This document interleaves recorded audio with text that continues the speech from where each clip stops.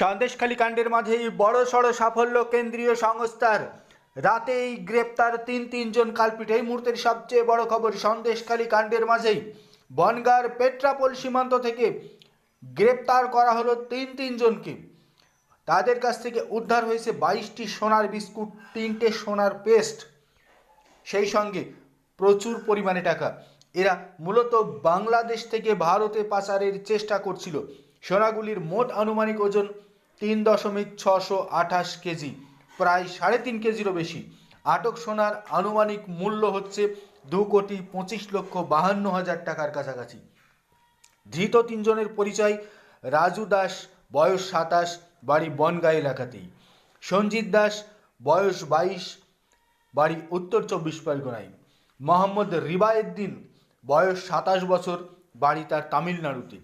জওয়ানদের এই সাফল্যে দক্ষিণবঙ্গের বিএসএফ কর্তাদের মধ্যে তুমুল উৎসাহ চোখে পড়ার মতো। ইতিমধ্যেই ওই তিনজনকে জেরা শুরু করা হয়েছে। আনুমানিক প্রায় 2.5 কোটি টাকা মূল্যের সোনা বাংলাদেশের কোথা থেকে ভারতবর্ষের কোথায় পাচার করা হচ্ছিল সেটা খতিয়ে দেখতে চাইছে বিএসএফ কর্তারা। এই মুহূর্তের সবচেয়ে বড় খবর, সন্দেশখালী কাণ্ডের মাঝে বড়সড় সাফল্য সীমান্তবর্তী এলাকাতে।